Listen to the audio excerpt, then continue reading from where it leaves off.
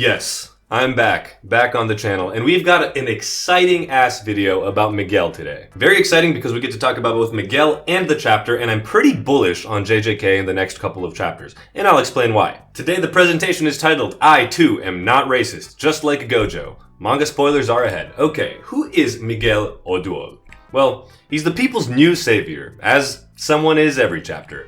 But not really, because they never really are. But don't worry, Miguel lovers. He is him, though, and that is kind of gonna be the crux of this presentation. As I was doing research, I found some really interesting things about Miguel that I can't wait to share about you guys, and he is a sauce god. I mean, he even threw hands with me. You know what I'm saying? Although I'm not racist. Regardless though, in that same vein, like I said, he lasted for a solid amount of time against Gojo, and we don't know exactly how long he lasted, and yes, granted, he did, in fact, get his ass beat. However, he survived, apologized, and he wasn't that crippled after the fight. So honestly, he probably is pretty strong, like memes aside. Next, he's a based king, because he accurately calls out Geto for being in hell, even though he was basically pretty blindly following him in JJK 0. And you'll come to find that in the short amount of time that Miguel is in these couple of chapters and JJK 0, he has some pretty fucking hard lines. Because he takes the second strongest sorcerer of Jujutsu High, the next coming of Satoru Gojo, and he basically calls him a baby. He says, oh, and by babysitting Okotsu, I've paid my dues for being left off the hook at Shinjuku. I don't know about you guys, but me personally, I wouldn't be talking about someone like that unless I know that I was on their level. So basically anyone. But as we learn in the chapter, he also has physicals that outshine Gojo in short bursts. And no, it's not because he's black.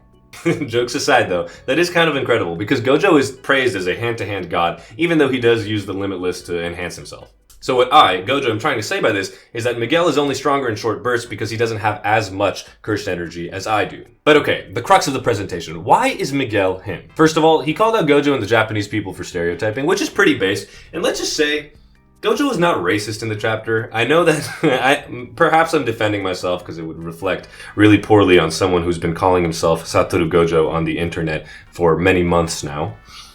But seriously, it wasn't racism, it was ignorance and stereotyping, and Gojo apologized in the chapter. But Miguel, and kind of Gege from the same perspective, is kind of based for calling this out because it doesn't usually happen in manga. Now, something extremely cool that he did was that he hit a Fortnite dance, literally, and styled on Sukuna while dodging cleave and dismantle. I mean, he was doing like some capoeira, Fortnite gritty, hitting the Quan while he was dodging cleaves and dismantles that no one's been dodging. It was kind of fire, I'm not gonna lie. I really like the writing in this chapter. Except for one thing, which we'll talk about in a sec. Continuing the theme of Miguel is hard as fuck and he is him, he basically appeared in this chapter and said, oh, I almost feel bad for the guy. They said it's the most delicious part. In other words, Sukuna's looking like that? Pfft, fucking easy.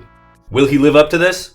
No fucking chance, but he's hard for doing it. Now, his return also signified the return of Jump Jutsu Kaisen in full force, and yes, it has not been 1v1 so far. People have been jumping in together to fight Sukuna, but I think there were like 5 people in this chapter all fighting him for the first time in a while. We had Yuji, Maki, Choso, LaRue, and Miguel. Now that's a jump jutsu. Now this next part is incredible. He has actually been around for one whole chapter without being damaged. He is the first person to do that against Sukuna.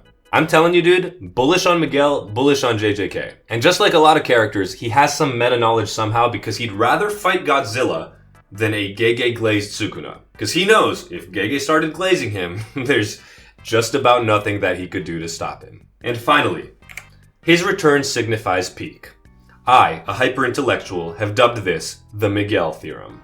And what is the Miguel Theorem, you may ask? Well, thankfully, my outsourced workers that work for $1 an hour who actually read Jujutsu Kaisen have prepared for us a slide. The Miguel Theorem basically states that when Miguel shows up, good shit happens. And here's the evidence of that. A, when he shows up, Jumjutsu bigger than, like we've said, then all of the Sukuna assault starts. 5 whole people. He shows up. There are Gojo sightings in the chapter. In fact, there's new Gojo art by Gregorius. And this Gojo art is huge. I know some people think that it's Gojo getting hit by Dismantle, being shocked by it, or it could be Gojo waking up from the table by Shoko.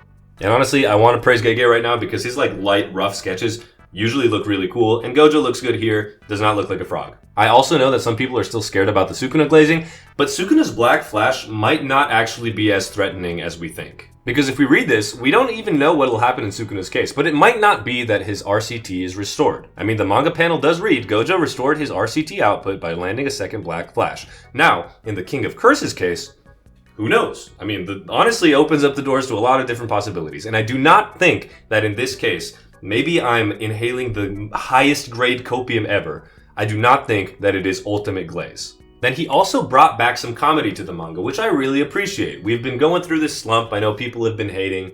It's been an up and down, but Miguel's appearance, I thought, was really great. Moving on to some minor notes about the chapters. Heart Nip Guy really was next up to fight Sukuna. I know people were making memes, bingo cards about who's fucking showing up to fight Sukuna next. And yes, it was LaRue, Mr. Heart Nip Man. Something that we do have to discuss though, the binding vow against Gojo, I still do think was BS. Because at the end of the day, Sukuna ended up really giving up nothing because he doesn't need to use the world dismantle against the rest of the cast. So the fact that he needs to use his palm to guide the world dismantles doesn't really matter. He's just so much stronger than everyone else. And the fact that Gojo, who is a prodigy, who is a genius, didn't see something like this coming and didn't use his fucking 6 eyes. I mean, sure, I like that we get an explanation, but the explanation is so weak, dude. And of course, with the return of Miguel, we also have the possibility of the black rope maybe showing back up, which was able to disrupt the Limitless and is on the same level as the inverted spear of heaven. However, I am convinced that it is useless against Sukuna because at this point, he will never fucking reveal his curse technique. It's been like 255 chapters. I remember there was a point in time like 100 chapters ago where I was like, oh dude, we're so close to figuring out his curse technique is gonna be so good. No. And lastly, we had a panel of Sukuna T-posing like a fucking NPC loser.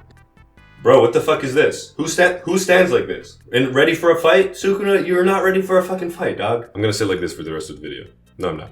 Anyway, in conclusion, believe, please, in the Miguel Theorem. Let's make it a real thing. Let's speak it into existence. The Miguel Theorem will save us all. It will not only bring back Gojo, but it will bring back Jujutsu Kaisen to its Shibuya heights. I believe, you believe, spread the word. As we've mentioned, Miguel is the first person not to get damaged by Sukuna at all, and he is a fucking Chad for that. That is why he is him. That is why I believe. Extremely importantly, you memers, Gojo is not racist for my own sake, please. Credit to whoever made this on Reddit. Incredible job. The Shadow, chef's kiss touch. He's so strong, he's ready to take on Godzilla. I mean, that's just fucking cool by itself. If you guys know anything about Godzilla, let me tell you, Godzilla's fucking stronger than Sukuna. And we gotta love him because he's also a big body, strong, swole, ripped Gym King. We always love those. Have you been working out recently? And last but not least, most importantly, let him cook. Stocks are on the rise. All around. Thank you, Miguel.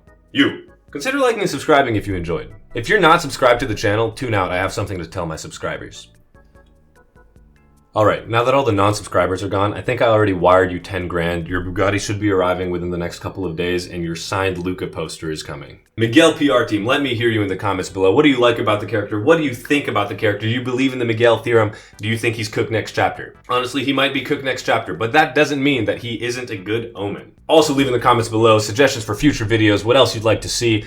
I listen to you, I reply to you. You know the spiel. Gojo's back, everybody. He's not racist. You already know how it is. I'll see you next time. I love you. You look really good today. I'm proud of you. Bye.